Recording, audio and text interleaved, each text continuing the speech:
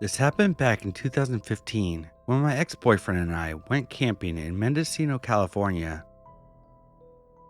A few sites over was this teeny green one-person tent, the kind that barely fits a body. What struck me right away was how empty the site looked. No cooler, no chair, no lantern, no shoes outside, just this little tent zipped up tight. We went to bed, and sometime after 10 p.m., it started. Laughter. Not a group around fire, not drunk campers, and definitely not an animal. I know what owls and coyotes sound like. This was human laughter. At first, I thought maybe it was a radio or a Bluetooth speaker, but it never stopped, not once. All night long until sunrise, same tone, same rhythm, no pauses for breath. Too repetitive to be a person in psychosis or on drugs. It sounded mechanical, like a loop. That's what makes it worse, because if it wasn't someone actually laughing, then it was someone who had recorded laughter beforehand and brought it out into the woods to sit in a teeny tent in the dark and listen to for hours. When we woke up around 7 a.m., the laughter was still going. We packed up as fast as we could and left without seeing who or what was inside. And even now, years later, I can't shake the thought that this was actually how someone wanted to spend the night. A tent, a recording of endless laughter and silence of the woods around them. Let's not meet.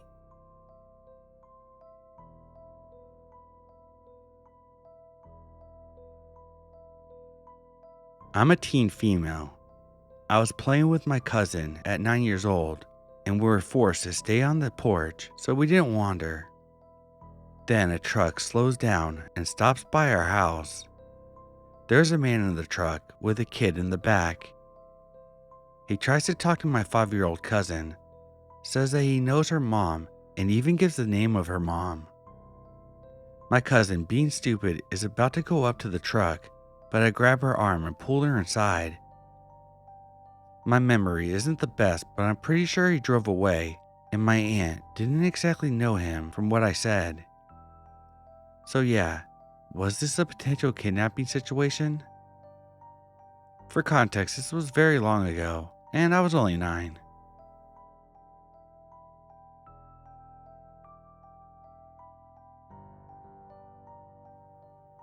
I was 17 years old, and I lived close to a buddy of mine named John. He lived 3 blocks away with a Circle K on the way.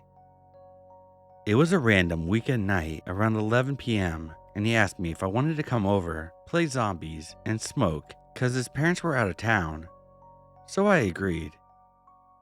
Of course, my parents weren't cool with it, but I have done it before and decided to worry about the consequences later. I snuck through the back door and made my way to his house. I lived in an older duplex, rundown suburb, but it was very homey, quiet, and chill. It was late summer, early fall in West Texas, so I didn't need a sweater. As I approached the Circle K, I spotted a man on a bike across the street, and he began to pedal towards me. He was about 50 years old, baggy stretched shirt, ripped pants, and messed up hair and teeth. He asked in Spanish if I had $1. He spotted the yellow Bic lighter I had in my hand and asked for it. He asked what I needed it for and asked if I smoked weed. I said, yeah, I do.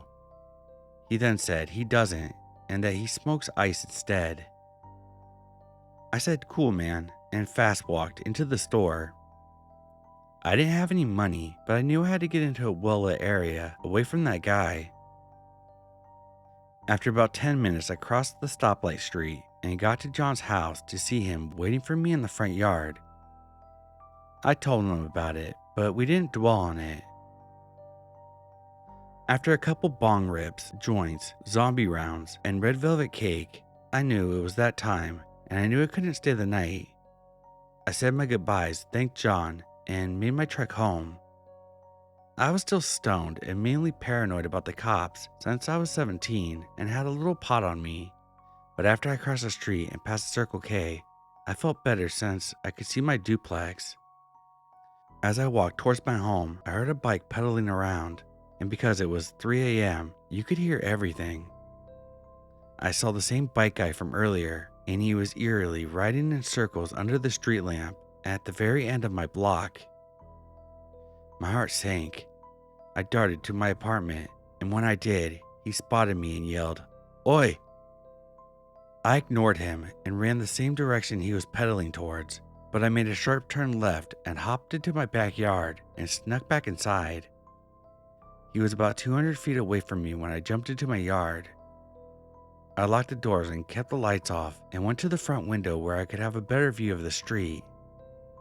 I saw him looking through the neighbor's driveway.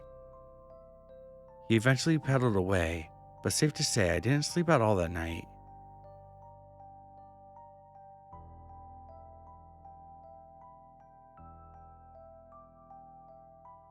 I live in the city now, but when I was younger, I used to regularly visit my grandmother's house with my dad.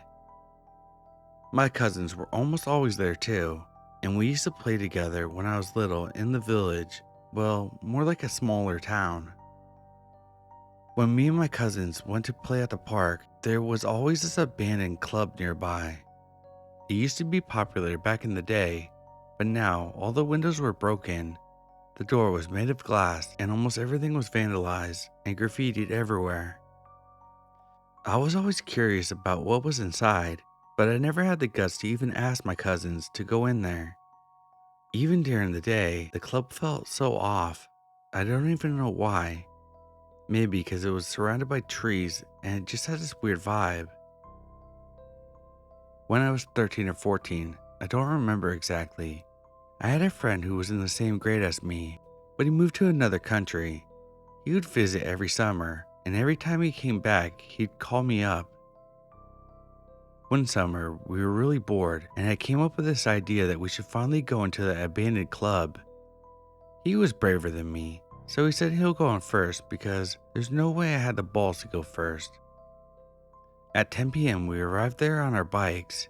It was pitch dark, with maybe 2 or 3 lampposts spaced far apart, so the lighting was really dim. We stood in front of the club. It felt eerie.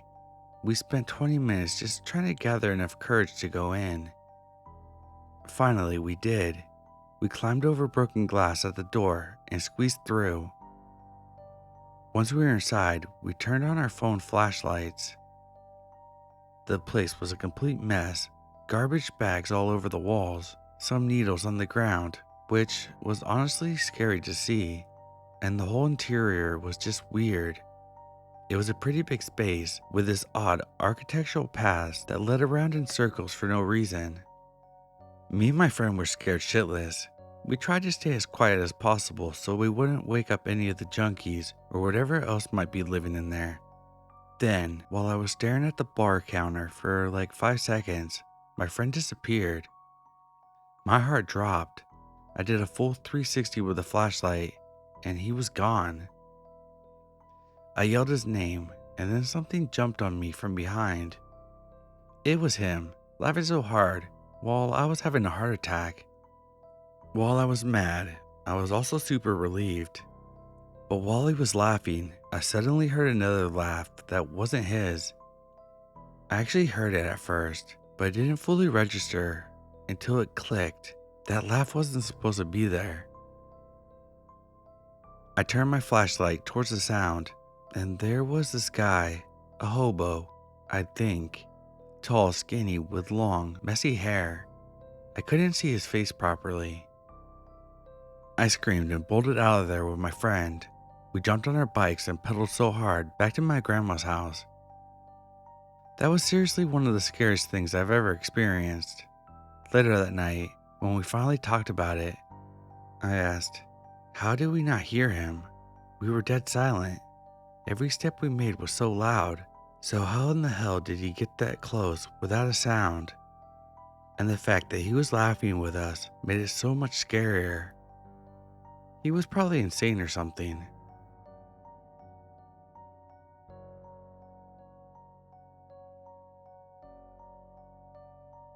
This is a situation I found out about around 8 months ago, but it stayed in my mind ever since. For context, as a child, I had severe speech delay. I was completely mute up to a few weeks before kindergarten. This caused me to have a speech impediment, which I technically still have to this day, but to a lesser extent. I'm lucky enough that the letters I have trouble with match up with the letters I often drop in certain accents. So to the untrained ear, I sound British or Australian, depending on who you ask. Because of this, I often just confirm the accent assumptions because it's easier to lie about being British than to explain the speech impediment thing and face any stigma that goes with it. The only people that know the truth are very close friends and family. Onto the story. I, 18-year-old female, was dating a girl, 18-year-old. We were at a social event when we met up with one of her friends, 19-year-old female. I've technically known this girl since grade 9 as well, but not as well. So we as a group are talking. Randomly, completely unrelated to the current conversation, friend asked me how my mom was doing. I'm caught off guard because that's not usually something you throw into a conversation without knowing said mom. So I asked back, why, do you know her? The friend goes on to explain, my mom used to be her EA and had helped her work on her behavioral issues all through elementary and middle school. Now that was weird, because although my mom did work in school for a brief time, she was a lunchtime supervisor and only ever worked in one elementary, an elementary school I know the friend didn't go to.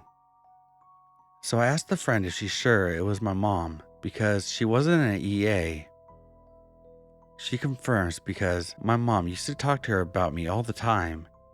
And when my friend was deciding which high school to go, my mom recommended my high school because that was the school her daughter went to. Now, within my high school, there were a few people with the same name as me. My name is as basic white bitch as they come. So I asked the friend, are you sure it was me who she was talking about and not one of the other people with my name? She once again confirms it was definitely me because my mom would tell her details about my life and told her about my time going to speech therapy. Now hold up. As I said earlier, I'm very secretive about the fact that I have a speech impediment. This friend is clearly someone I've never told, although I'll admit, it's not impossible to guess, and the girl I was dating at the time could have told her. But I have never, and I mean never, told anyone about going to speech therapy. That's just never a detail I share when telling my life story. It's clear that someone who knows me like family is telling her this stuff. There's no way this friend could have accurately guessed so many details about my life. So just to confirm that somehow my real mother doesn't have a double life, I asked my friend what my mother looks like. She responds that she's somewhat short with curly brown hair. This is not my mother. My mother's tall and blonde. This, though, is exactly what my first speech therapist looked like. She was hired through the school district, and I saw her for about 2 years before she switched to another school. She also works with a variety of special needs, meaning it's very likely she went on to become my friend's EA. But all this to say, somewhere out there, this speech therapist is for some reason pretending to be my mother, and to some extent stalking me, as she would have had to do research on me to find out what high school I went to. Additional bonus story that I remembered while writing this post. When I was a child, but after I had switched speech impediment therapist, I was in a store with my mother, and there was a shiny blue guitar. Me being a child and liking shiny blue things, I really wanted this guitar. My mom clearly said no as it was expensive, and I've shown little interest in playing a guitar besides watching my dad play bass. I was disappointed but understood. Out of the blue, my first speech therapist shows up and buys a guitar for me. My mom told her that she didn't have to, but my speech therapist insisted. At the time, this just seemed like a nice thing that she did, albeit overly generous.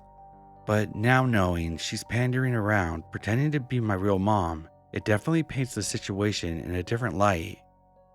I don't know how to feel about that gift now. There's not much I can do about the situation, as I don't even remember what the speech therapist's name was. So let's just hope we don't meet again.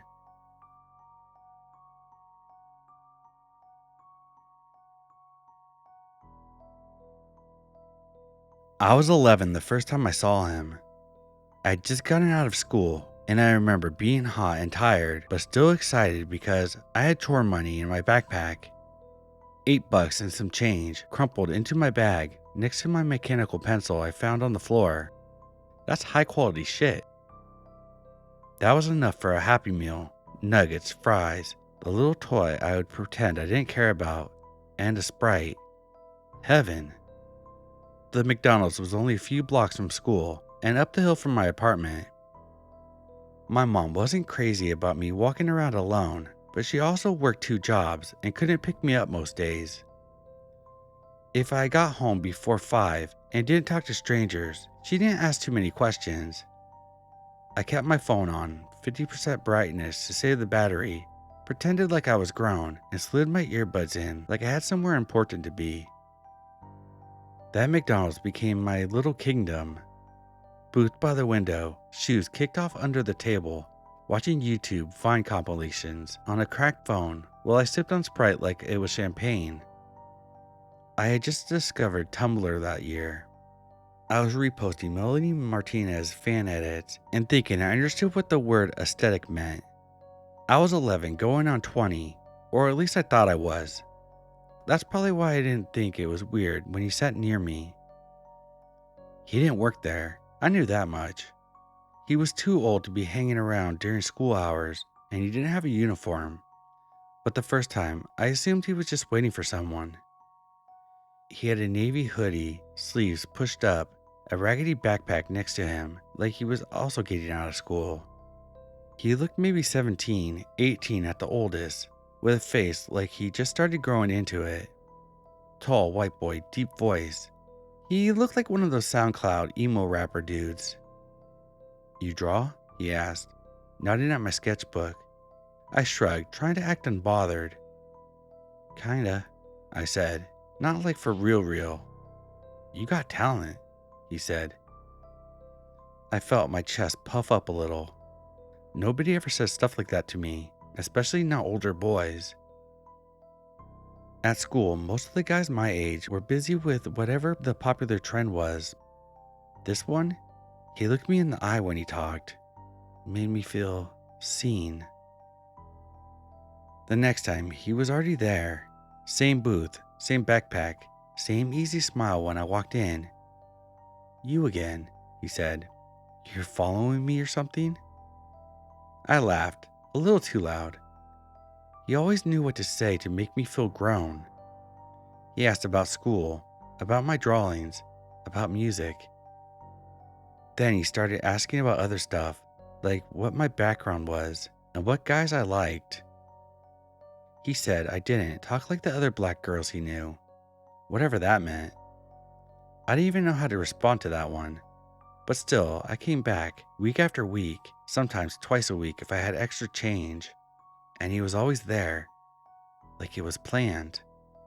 The first few weeks, the conversation felt like a secret game. He'd show up to McDonald's like clockwork sometimes, early afternoon, sometimes after school, and we would talk about everything. I liked that he made me feel special, like I was this rare thing. Not just a kid with a Happy Meal and a sketchbook, but someone worth paying attention to. When he asked me for my number, I thought, this is it. I'm officially grown.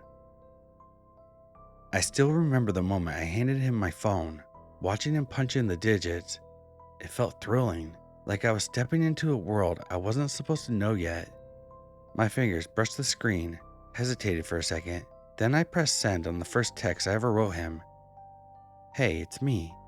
His reply came almost immediately. "You're cute. You always gonna be my favorite artist." That first text stayed with me for days. I showed it to my best friend like it was a badge of honor. He thinks I'm cool, I told her, my voice a little higher than usual. He really listens.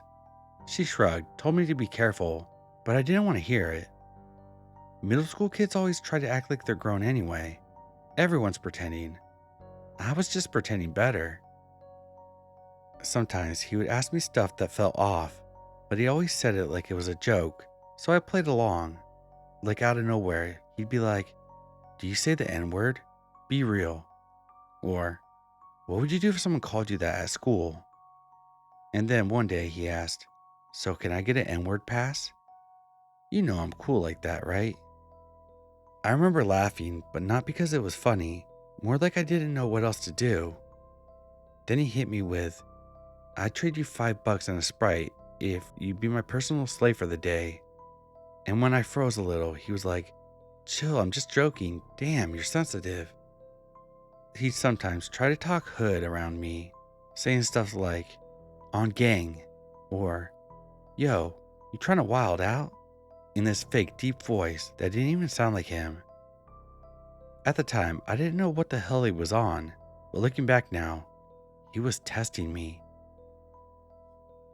The text started innocent. "What you drawing now? Did you finish your homework? You watching the new Stranger Things?"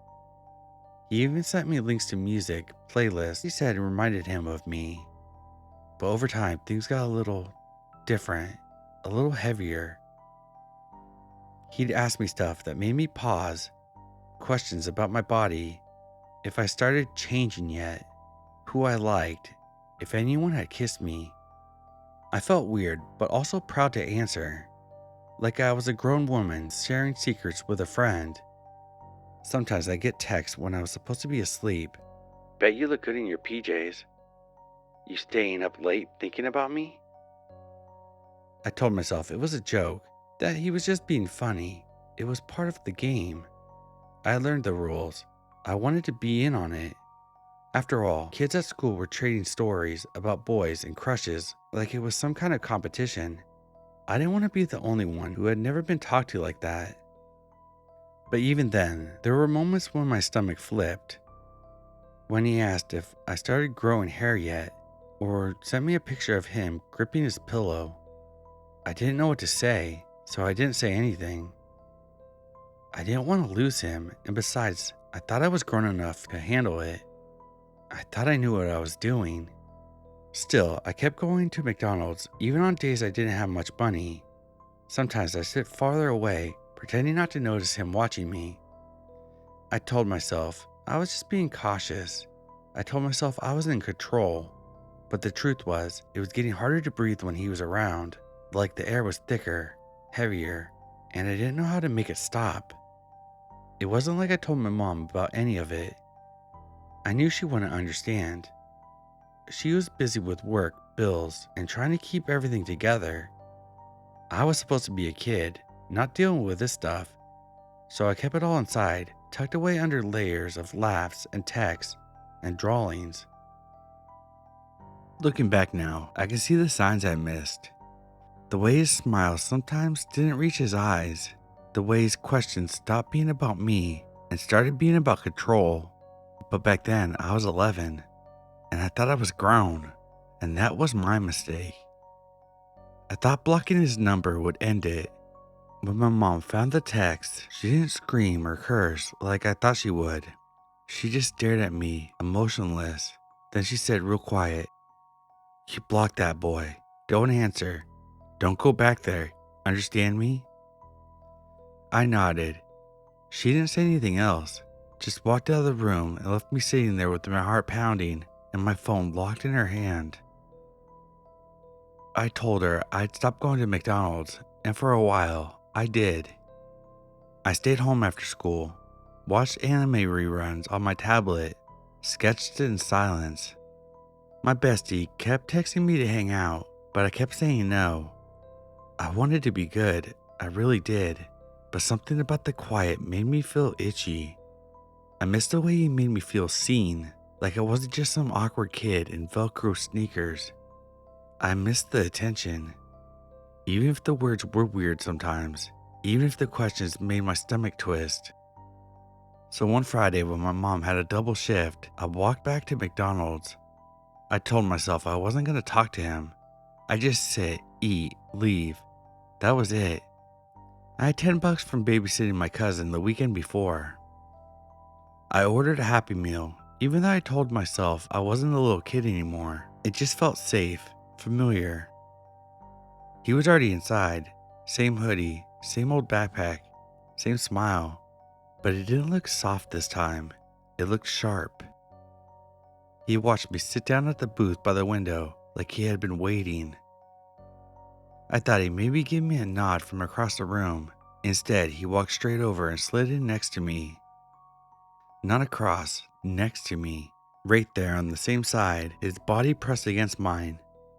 I stiffened, staring at the tray in front of me, my hands shaking a little bit as I opened the teeny milk jug.